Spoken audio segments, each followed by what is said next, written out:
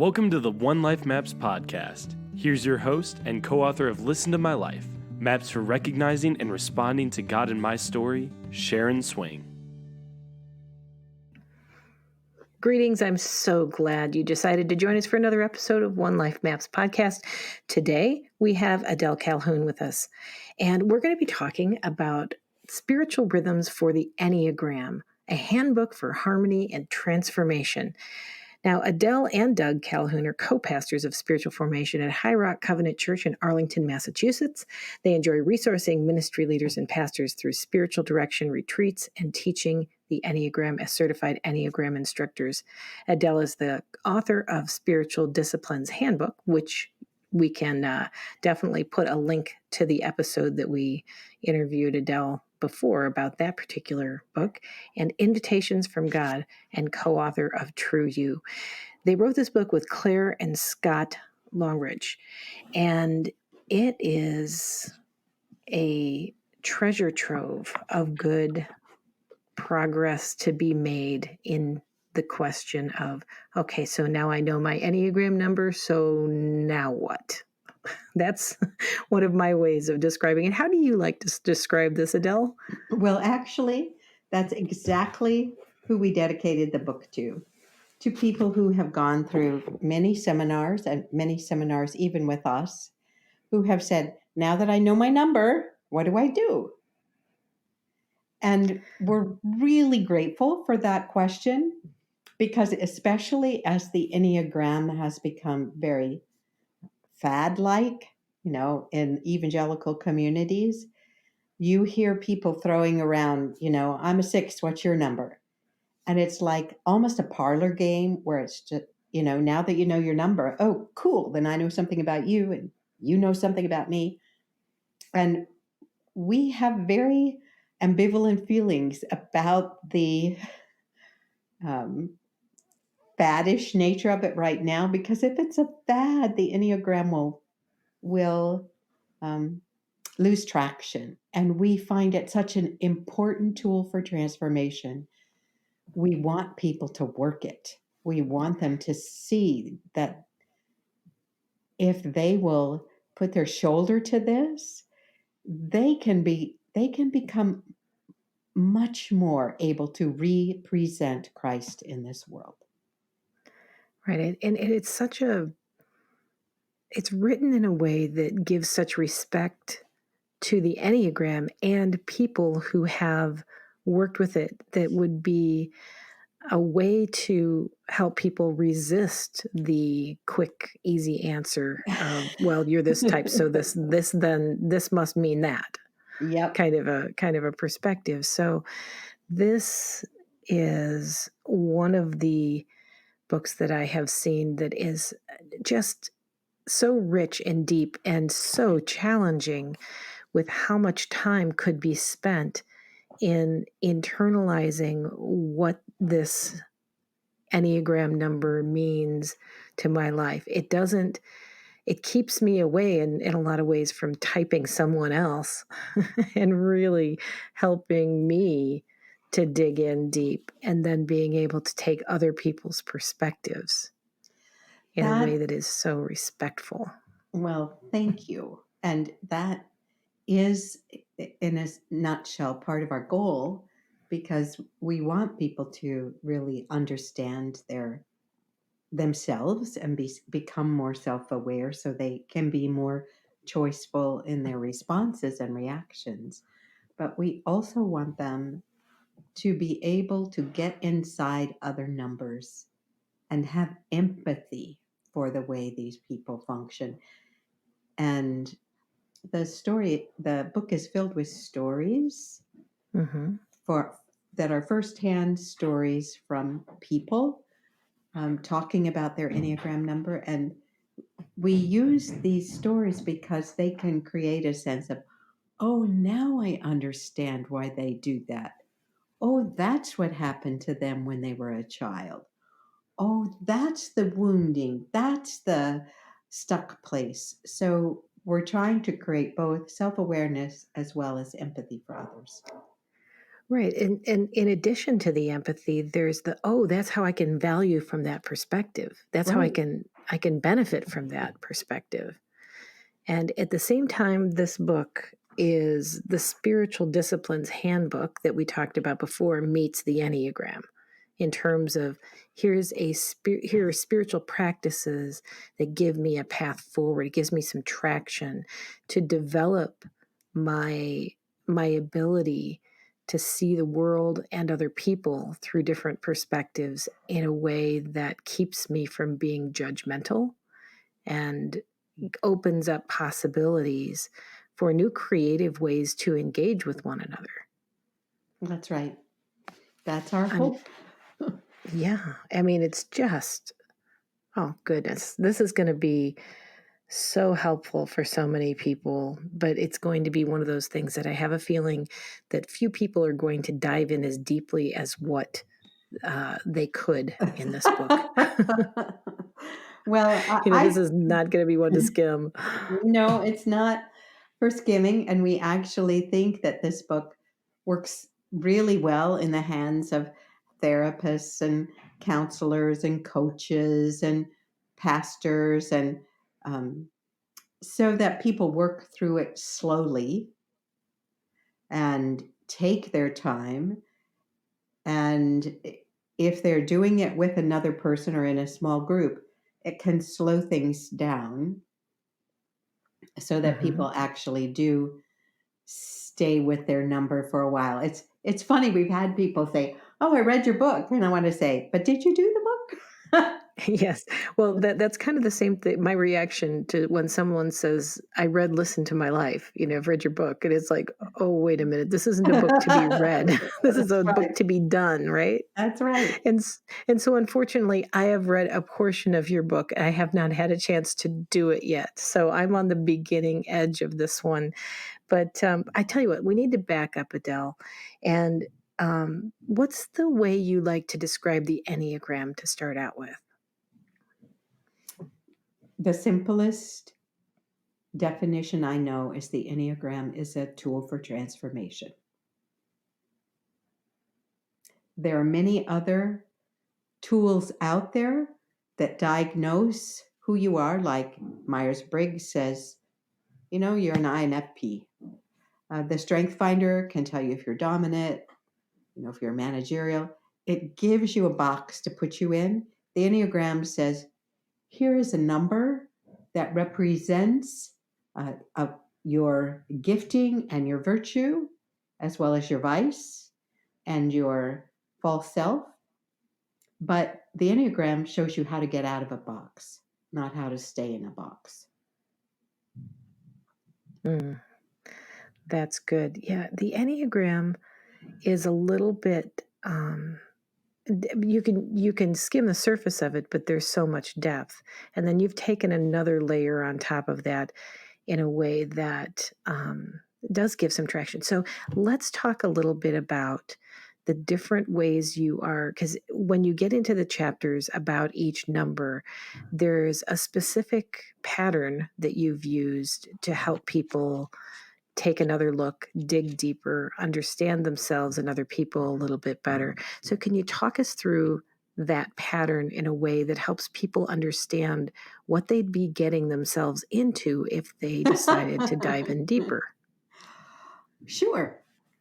So each chapter begins with just a paragraph description of the number. And then we give a series of adjectives, and we ask people to reflect on the image of God in them and to look at the words and say, which ones am I most attached to or addicted to or compulsive about? And which words do I resist and judge the most? And if I opened to some words, what might happen? And journal about words. So part of what we're getting people to do right from the get-go is say, here are some words that really describe who I am and how I interact in the world. And some of the words are good and some of the words are not so good. And then we talk about what is it to recognize the difference between being in your sweet spot, in your true self, in Christ, or to be in your sinful nature, your false self, your triggered ego self. And in relationships, can you recognize when you switch from one of these ways of being to the other? And so there are exercises in how to become aware of how you move between your ego self and its reactivity and your true self that can be responsive and open. Mm-hmm. And then what we think is really the unique contribution of our book is we have borrowed from Ramon Lull, who is a Franciscan from the 1200s, who worked with the Enneagram and has some diagrams of the Enneagram. And we have reimagined the arrows. And we believe that we've reimagined them in a much more elegant way and in a way that Ramon Lull could have imagined them. And so rather than just giving people one number, saying you're a 1, we give everybody an equilateral triangle. So the one people are familiar with is the 369 Enneagram. All the arrows connect between 3, 6, and 9. And so if you're a 3, 6, or a 9, you have you're connected to your head intelligence, your heart intelligence, and your gut intelligence. You have connections to all 3 triads.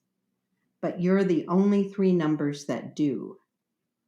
And so what we do is we just give everybody connection to head, heart, and gut, because God created us all with head intelligence, heart intelligence, and gut intelligence. And there's a lot of brain science we talk about and how that gets worked out. But even going from the biblical model, where the great commandment is to love the Lord your God with all your heart, your EQ, with all your mind, your IQ, and with all your strength, your GQ. And so we give everybody 3 numbers. So 147, 369, and 852. And we believe that by doing that, we give people a way of moving to health when they pick up their heart, whichever 2 are not there. I'm a 4, so I'm in the heart. I need 7 for my head, and I need 1 for my gut. That was really helpful. I identify as a 7, but I kind of see myself as a little bit of a complicated 7, I guess. Yeah. Sometimes I say, well, I might be a 7.5. That's good. Yeah, and so looking at this, it seemed so helpful and gracious not only to be able to say, okay, a 7 might have some issues with gluttony, and then attached to anger of the 1 and the envy of the 7. And I recognize that. And also to look at it on the balanced intelligence diagram that you have, that joy is deeply stable. And then from the 1, goodness creates joy. And 4, creativity joyfully renews. And when I put those 3 together, that so describes who I am at my best. And also then the other numbers of the virtues and vices. It also, unfortunately, describes who I am. Yeah, so maybe I am a more true 7 than a 7.5 in that kind of way, as I would, which is kind of a interesting way that I, it would be just like a 7 to say, well, I really don't fit that. Well, yes. There are certain numbers who like to say they don't fit. And I think I'm probably one of those. So, yeah. And so within that, then going back to the kind of pattern here, you have these descriptive word lists that you already talked about. And as I looked at mine is a 7, I am and I am not. And then asking that we star the words that express your gifts and underline the word that describe the parts of your personality that are unstable by God in their present form, and put a check mark beside the characteristics that trigger us, and circle the characteristics that resonate with your journey. Even just that, if we just left it at that as an exercise, it would be incredibly useful. But then you keep digging in and you keep moving on. That's true. And so getting to know sevens, you bring in the stories, and then you get into the thing that connects this so closely to Listen to My Life in many ways is you get into the backstories of each number. Right. And I want to go back to that a little bit, the wounding, this place where our soul and our spirit have been hurt in some way, and these stories that become key to how we see ourselves, how we see how the world works, and how we see who God is sometimes how we talk about it. So talk a little bit about the perspective of the backstory and the wounding. So we have a section in each chapter on healing childhood hurts. And we do that because if you're thinking again, the Enneagram is head intelligence, heart intelligence, gut intelligence. Most of us grow up in family systems that favor a particular way of going at life. So I grew up in a family that I would say was mostly head intelligence. What is right, what is true, what is wrong, what is bad, know the difference, obey, um, think things through, get straight A's, work hard, go to college. And if I remember correctly, from the last interview we did, you talked about being a part of Awana and doing sword drills and that's memorizing right. scriptures and That's right. and that faith might be more closely aligned to studying and memorizing and knowing. That's right. So information, growing up with a lot of catechism, knowing my faith and being in my head. And in our family, um, I learned in church, that facts matter, faith matters, and feelings don't matter. So, you know, our faith is based on facts, and the caboose of a train is feelings. And in our family, feelings were just sort of like, no, it's not how you feel that matters. It's, are you doing the right thing?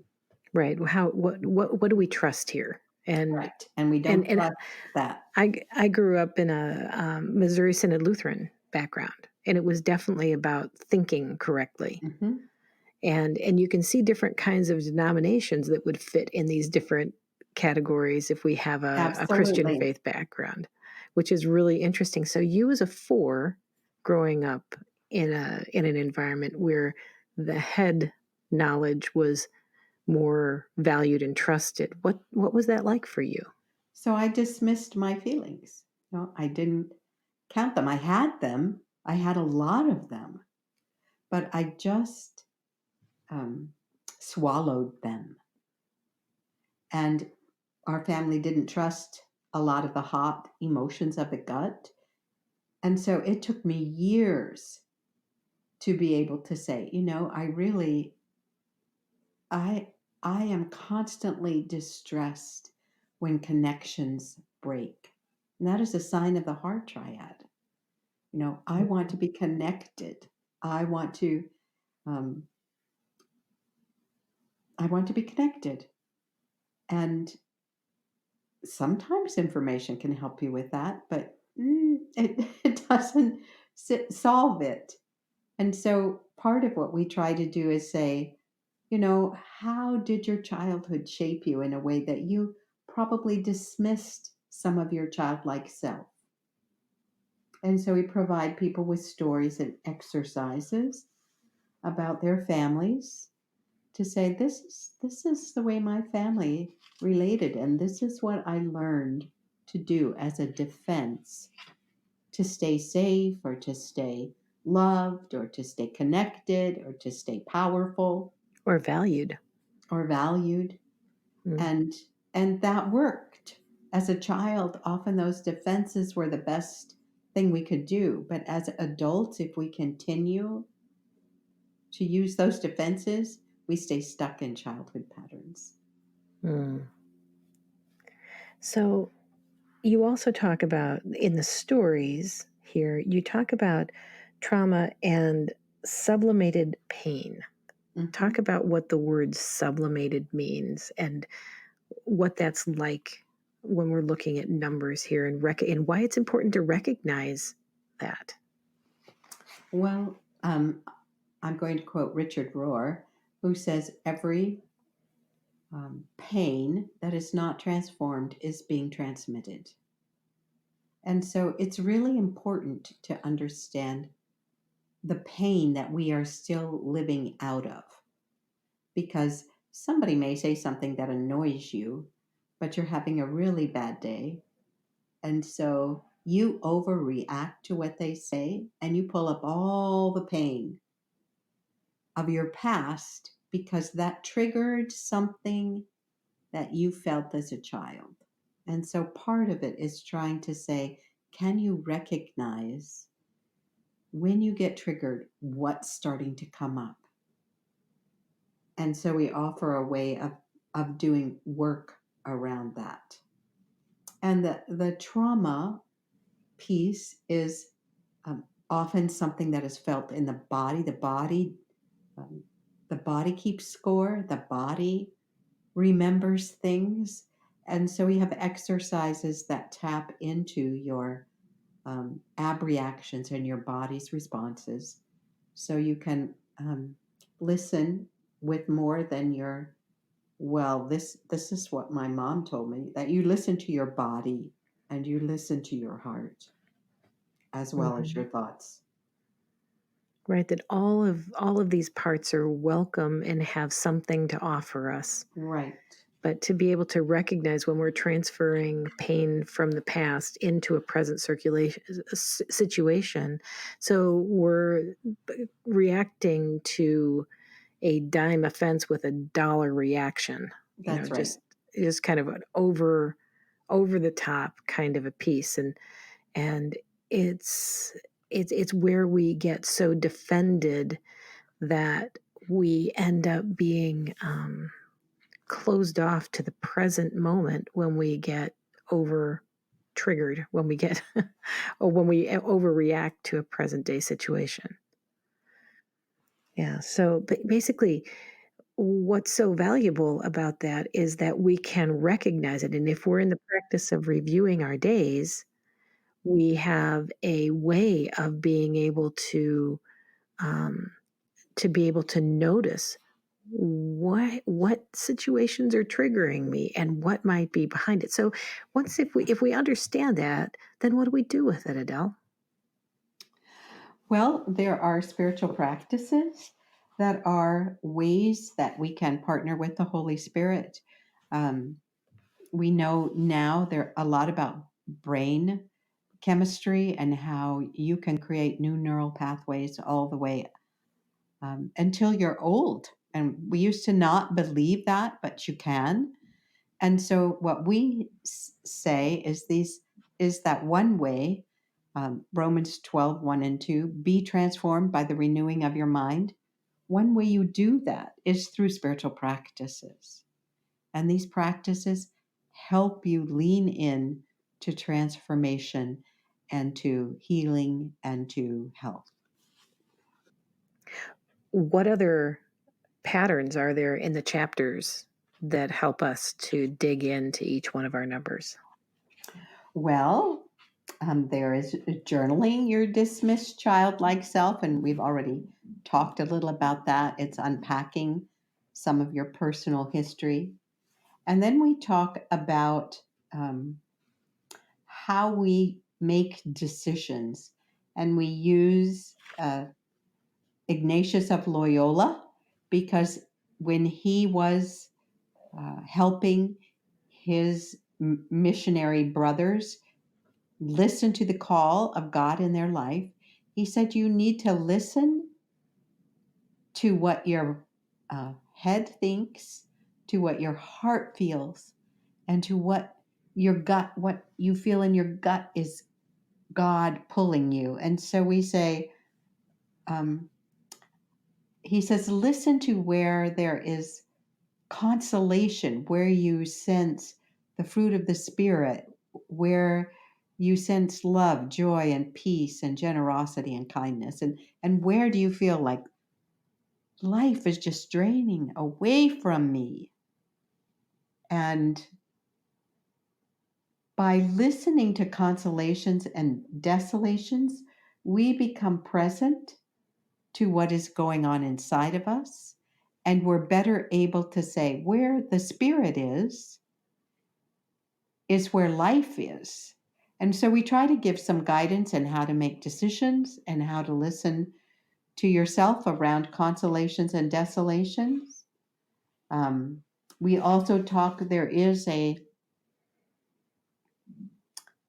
particular defense mechanism for every number, as well as a particular virtue and consolation for every number. Can you give an example from a particular number about that? Sure. Well, I'll do me. For fours, the desolation is that I'm all the awful things that I'm anxious people think I am. So I believe that I have some fatal flaw, and it becomes a desolation that goes with me into everything. And so to begin to recognize that what I do is, rather than project outward my flaws on other people, which there are numbers that do that, but instead of my doing that, I take all the flaws that are out there and I put them inside me. And that's really a desolation, to do that. Sounds like a lot to carry. It's a lot to carry, to live with a fatal flaw. That means you aren't lovable or worthy of belonging. That's desolation. And So how do you turn that around? Yeah. so the consolation is to recognize that my the way I've been made by God is unique, and there is no other number like 4, but then there's no other 4 like Adele. And that I have already been made uniquely beloved by God. And when I can lean into the truth about my own belovedness and enoughness, then I have my virtue, which is equanimity, which is the ability to hold the dark and the light together, the ability to go with people into dark places of suffering and not be overwhelmed by it. So what you're saying, the word sublimation that I brought up earlier means how do we compensate for, how do we cover up for, how do Right. we cope? What are our coping strategies, right? Well, and sublimation is the particular part of the vice of the 7. They sublimate pain, they push things down. We all do it, but you do it in spades. Yeah, I've got plenty of strategies if anybody's interested in knowing how to compensate for pain. And yes, so there's everybody has one. Everybody has some ways of doing that, but 7s, because we are pain avoiders, just seem to do more of it. Absolutely. So, what about then? Because then, after all that, in each place, the spiritual rhythms for each number. So, if you were going to continue with Fours. with 4s, go ahead. Well, so part of so there's a number of spiritual rhythms for each number, and I would say 4 one of the great practices is the practice of the presence of the ordinary, because they can feel like, I need to be so unique. If I'm really unique, then people will like me and they won't leave me and abandon me. And so there is this persona that develops in the false self about trying to be um, somehow more beautiful and interesting. And it can push people into eccentricities and oddities and flamboyancy and all kinds of things. But practicing the presence of the ordinary and seeing that just in ordinary interactions and ordinary days, and sitting here in my office and looking out my window on this, autumn day is enough. It's beautiful. And life can be beautiful in its, if you want to say, mundanity, its ordinariness, its repetitiveness, all the things that my fourness wants to resist. When I receive those, I have equanimity and I find great delight in what is, rather than going, oh, well, that view could be better, or, could be more extraordinary. No, it's just amazing, just the way it is. Right. And I mean, as I look through the practices for the 7, you offer probably 8 or 10 different Oh, options. yes. And it's not just options, but actually kind of layering them on top of one another in a way that that gives, as that's what makes the rhythm, right? Right. To include these as regular practices, because not all of them are going to happen every day, but yet all of them have a place in a regular cycle of becoming self-aware and God-aware. They do. And when we can sort of lean into some of these rhythms, what we do is we start to grow in awareness. And as we grow in awareness, we have more choices. We can't change anything we're not aware of. So the beauty of the spiritual practices is they make us aware of God, make us aware of grace, and they make us aware of me. Mm-hmm. And then if we're really doing well, we can have more empathy for other people that are different than us and the other numbers as well. We can step into their shoes a little bit. So every chapter ends with empathy for whatever the numbers are. And Right. so say a little bit about that section. So we've really set up the empathy section for small groups, because we want people, rather than just saying, oh, I know all about 4s, or, I'm married to a 1, and to really sit with some of the stories that have made these numbers who they are. And if we're honest, many of us have sort of a resistance to some ones of the numbers. Like the 8, we may feel like, oh, they come on way too strong. I don't like 8s. Or they may think, oh, you know, 2s are way too easily hurt and take everything personally. I don't like to, So, no, that's not what we want. We want people to sort of get at what is the beauty of each number, and what is the fault line in their soul that makes it difficult for them to be transformed, and can you understand what they're working against and be a source of encouragement and help to them rather than just judge it. Mm-hmm. Mm-hmm. So I understand that you work with teams and organizations Yes. around these particular topics. What does that look like when you go into an organization and open the content of this book up to a team? So we always begin with an overview of the Enneagram so that all of the people in the room are on the same page. And anymore, there could be somebody who knows a lot, but there's still people who know nothing.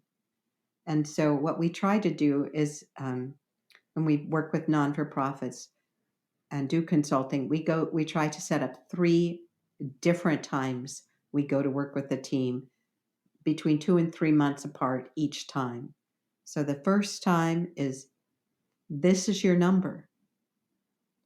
Work with it for the next 2 or 3 months. Work with your true self, false self. Work with some spiritual practices.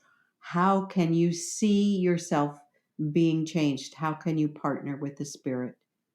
How can you name those parts of your personality that are unusable by God in their present form and lean in?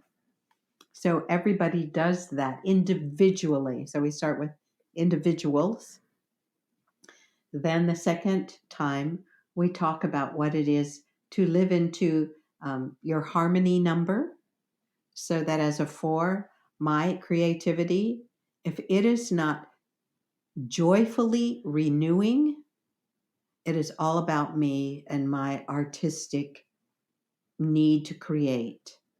And you can just think about all the artists who become very narcissistic. It's about them and their music and their art and their, But if I will go to my harmony, my creativity has a joyful piece to it that actually does something in the world. It's not just about me.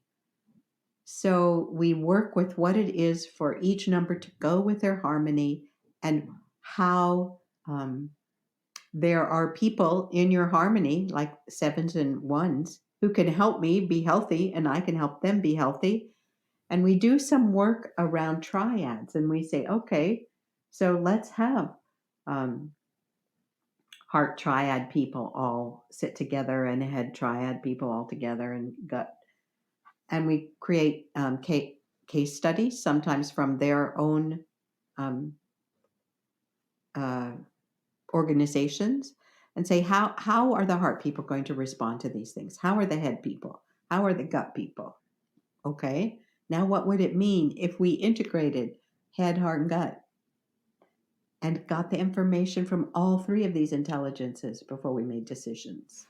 Mm-hmm. So we work with that. We do some decision-making work using a map that's in the appendix about how to use the Enneagram, Harmony Enneagram to make decisions. And then the third time we visit, we work with conflict between numbers, supervision of numbers, working styles of numbers, so that there's this sense of how, as an organization, they can have better understanding and empathy to understand one another, as well as leverage the gifts that each team member brings. That is such a beautiful thing. I can imagine that those are sometimes difficult conversations to get into, because when an organizational leader is of a particular type, there's a lot of times people feel a need to mirror what the leader is like in some ways.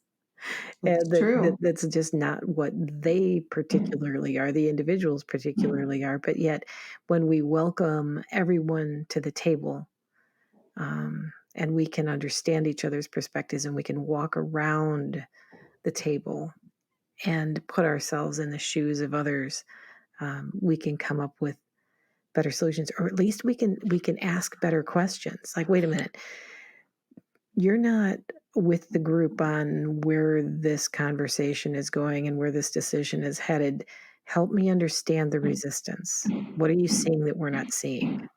Just to be able to dig in a little bit deeper and bring everybody's perspective in.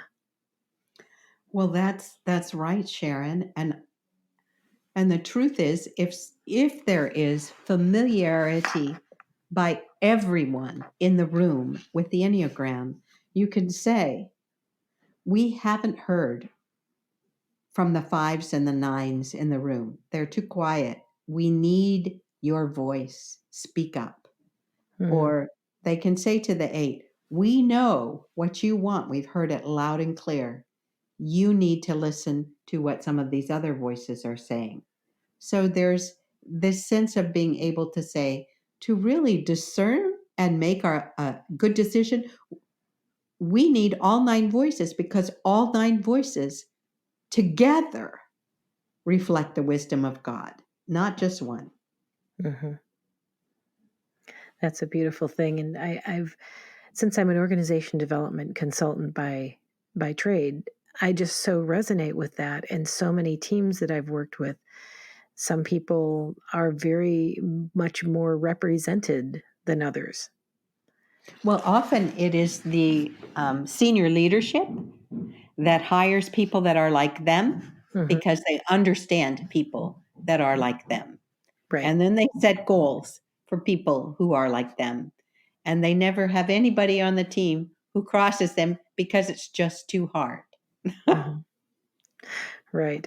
And so, yeah, to actually have the courage to build a team with these multiple voices, because they're not always going to disagree. They're not always going to agree, right? That's right. It takes a very mature leader to make a decision to welcome that kind of the conflict that comes from everybody being represented.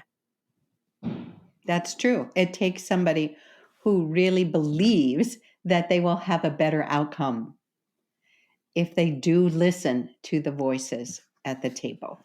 Right. And I think this, when you transfer that to families, this is just so important when there's when there are multiple children in the family. I mean, we've got some good friends that have some that have 4, or even some friends that have more than 4 children.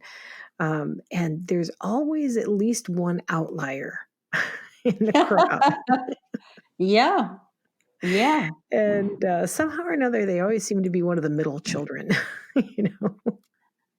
This And is true. it's just an interesting dynamic that happens in the process of everybody having a say so, everybody's perspective being valued.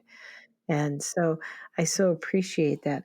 So Adele, I think that this particular book, The Spiritual Rhythms for the Enneagram, a handbook for harmony and transformation. I want to say that again because of the fact that I want everybody to be able to get to it. We'll put the link to this book in the show notes here, but it's by Adele and Doug Calhoun and Clare and Scott Loughrige.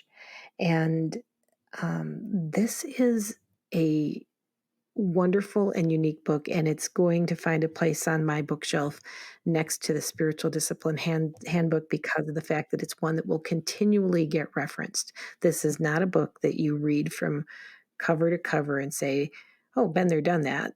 This is a book to continually come back to help us mature, to be the people that we're created to be, and to be more compassionate and empathetic with people, and also more productive with our gifts, and valuing who we are and how we're made, and showing up at the table to contribute what we were made to contribute. So Adele, thank you so much. Any closing words of wisdom for us, or encouragement for our audience? Well, for those people that have already found that the Enneagram can be a helpful tool, I just want to say, continue the journey, because this is a way to fall more in love with other people. It is a way to be kind to yourself, and gentle and understanding of yourself. And it is also a way to begin to see God in the face of other people. And I'm reminded of Jacob when he returned home and saw his brother coming to meet him, and he didn't know if his brother was going to receive him or kill him. And he sees his brother, who he hasn't seen for ages. And he says, to see your face is like seeing the face of God. And we believe that all 9 numbers reveal the face of God. And so our hope is that as you study this, you will begin to see the face of God in others. That's a beautiful encouragement and promise. Adele, thank you so much once again for joining us. I am just so blessed by our conversations and encouraged by where I can journey in this as well. So thank you. You're very welcome. Thank you, Sharon. Thank you. And so all of our listeners, I just hope that you will pick up the spiritual rhythms for the Enneagram. Look for the link to be able to purchase the book in the show notes here. And if you're just starting out with the Enneagram, Adele, which book would you recommend they pick up first? So my favorite, really basic book is The Enneagram Made Easy. And it's got lots of cartoons, and it's simple, and it gives a very good basic understanding where people can say, okay, now I've got it. And then if they want to read more, they can go from there. Excellent. Thank you so much. I sure appreciate You're welcome. it. Signing off for now. Many blessings, everyone. Bye-bye. Bye-bye. Have you thought, I don't know myself anymore? Have you wondered, is there something more? Are you at a crossroads in life and asking, which way will lead me toward expressing more of who I am made to be? Are you looking for a way to understand the restlessness you feel inside? Are you seeking a deeper spiritual life and desire to rediscover who you are through God's eyes? You're ready for the life mapping experience of Listen to My Life. Go to onelifemaps.com to purchase your portfolio of visual life maps. While you're there, check out our upcoming virtual coaching groups, live workshops, and options for you to facilitate the Listen to My Life experience with others. That's onelifemaps.com. onelifemaps.com.